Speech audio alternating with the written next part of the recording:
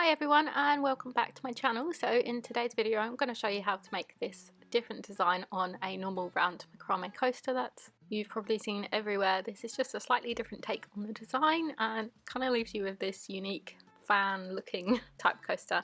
I quite like it anyway. So you're going to need one lot of 270cm length of macrame cord, 5 lots of 100cm lengths, 4 lots of 80cm lengths, 5 lots of 60cm lengths, and you'll need some scissors. These are the ones that I sell on my Etsy shop and they're super sharp and they're really pretty as well. And you'll also need to keep your macrame cord on hand because you'll be adding cord as and when you need it, so I can't really give you the exact measurements that you need because it's just kind of when you need to add cord you add a little bit, so just keep it handy. And you'll need a wire macrame brush. This is optional, but it's just to brush out the tassels at the end once you cut it all. And again, I sell this on my Etsy shop and it's really handy. So grab your 270cm length of macrame cord and we're going to grab one end, just like this.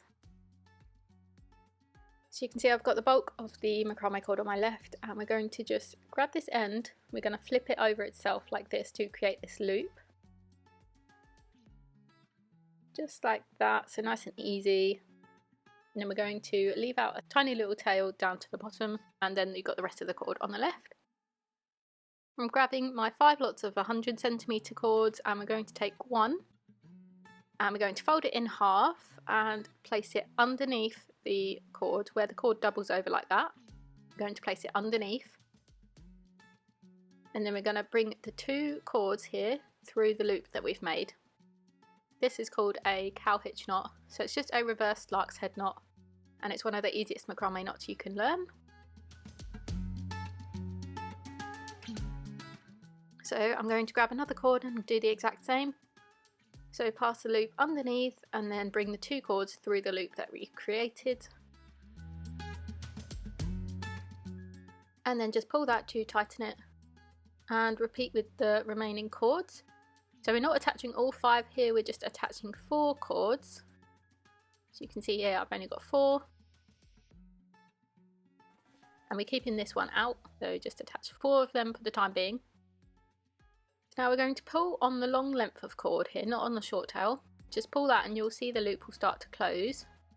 And it will bring those cords all around, so it will sort of close it into a nice tight little circle.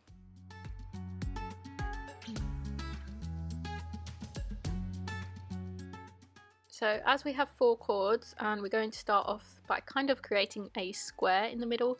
So we're going to tighten that enough so we can bring all 4 cords to form the sides of the square.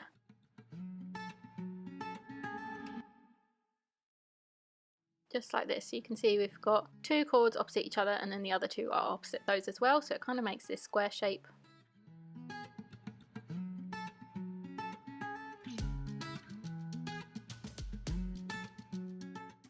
That we don't need anymore, so you can just tuck that away, and then once we've done a few rounds of knots we can just snip that off. So we're going to take that very long cord here, that cord will be our filler cord. We're going to create rows of double clove hitch knots. So I'm taking this first cord available, we're going to pass the long cord over it to create this sort of 4 shape. We're going to bring that shorter cord up and over to create this loop, and then it's going to go behind and through the loop that we created. Just like this. So it might be a bit difficult if you don't know the knot already, but you can slow this video down and go at your own pace. So I'm doing it again. So I'm passing that cord over the long cord and then from behind we're going to come through the loop that we created. So that's 1 double clove hitch knot and I've just tightened that to the top. And now I'm taking the next available cord and I'm going to try and follow the square shape that we created at the start. So I'm going to bring that cord up and over, then from behind and through the loop. Repeat that once more so you do it twice on each cord.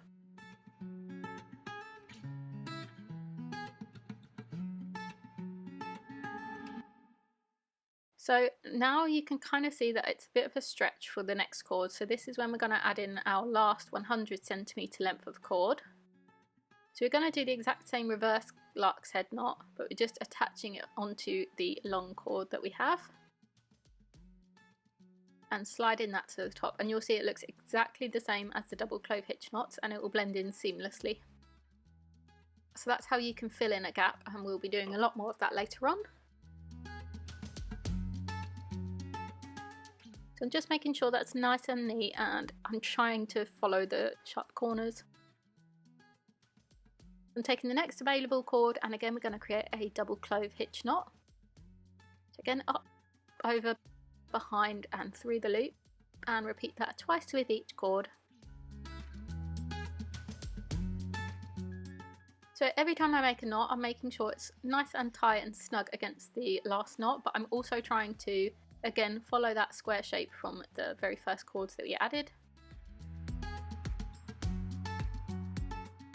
So just keep on going with the double clove hitch knots, and then I'm getting to this gap now, so I'm going to add in another cord. So I'm going to add in one of my 80cm lengths of cord. We'll be adding it in opposite of where we added the 100cm cord. So just add it in the exact same reverse lark's head knot and slide that to the top.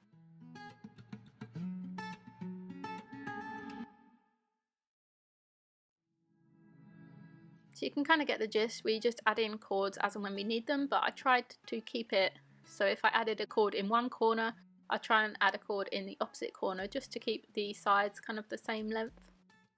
And again, just carrying on with the double clove hitch knots.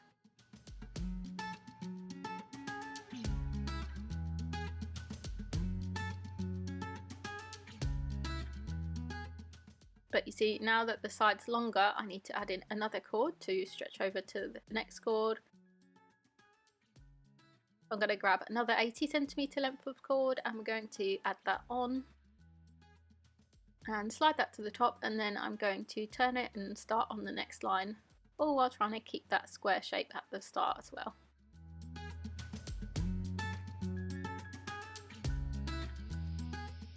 So a good way to make sure that all your lines and sides are going to be the same is to just every so often just count the amount of cords coming out of each side of your square, just to make sure that you are adding in cords in the right spaces to make sure that your sides will be equal.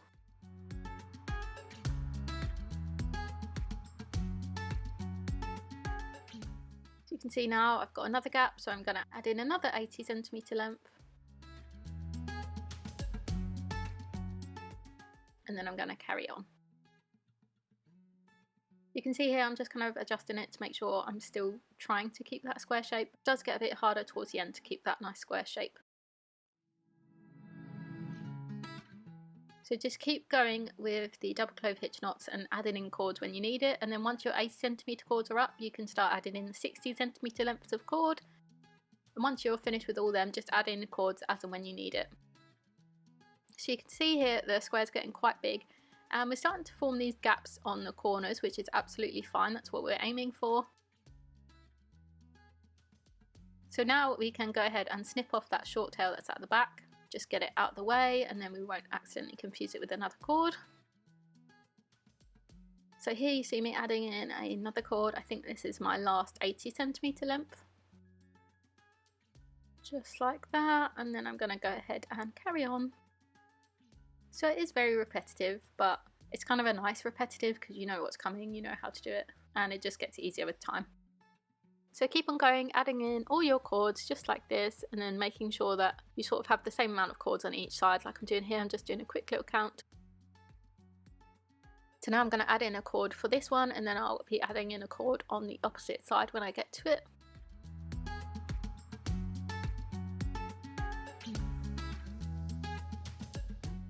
So you can see I'm just taking my time, making sure it's nice and flat and all the lines are nice and straight. I'm trying to keep that square shape, but like I said, it does get harder. And these gaps on the corner will increase with each row. So you can see here the gaps are getting quite big now, and it's sort of a gradual increase. I think it looks really nice actually, although it does kind of look like a fan. But now I have used up my 5 lots of 60cm, so what I'm going to do is I'm just taking my macrame cord roll and I'm just going to measure it up against the last cord, and that way you won't waste too much cord. So I'm just going to snip that and add it on, and then just carry on with my shape until I'm happy with the size. So right now I could stop and it could be a candle holder, but I want to be able to use it for mugs, so I'm going to continue on with a few more rows. So I think this is good for me, and you can definitely see it looks like a fan now, but I actually really like it. I think it's unique. So my one measured 11 centimeters in diameter, so you can just keep on going until it's as big as you want. And now I'm going to take my scissors and I'm just going to snip off the excess cords. I'm going to snip them longer than I want, because then I'm going to brush them out and give them a final trim.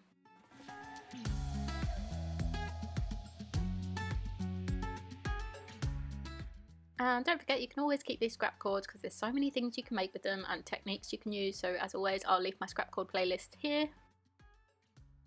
So now that they've had a rough trim, I'm just going to go ahead and take my macrame wire brush and brush out all these cords to make them nice and fluffy and make them into tassels.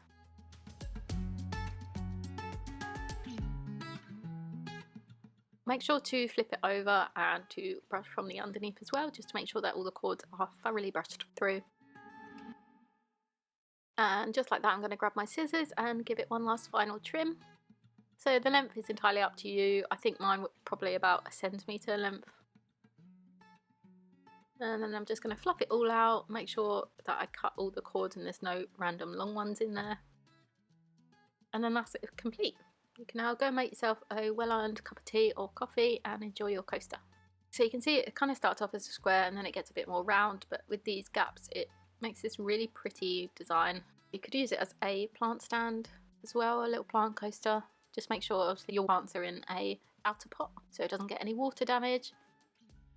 You can see I grabbed myself a well-earned cup of tea and a biscuit, and I'm going to enjoy mine. So I really hope you love this tutorial, and if you do make it, please be sure to tag me on Instagram at LunaCraftsOnline, because as always I really love seeing your creations and how you adapt them to your style. And if you could like, subscribe or comment, that'd really help me out, and I really hope you have a lovely week. Bye!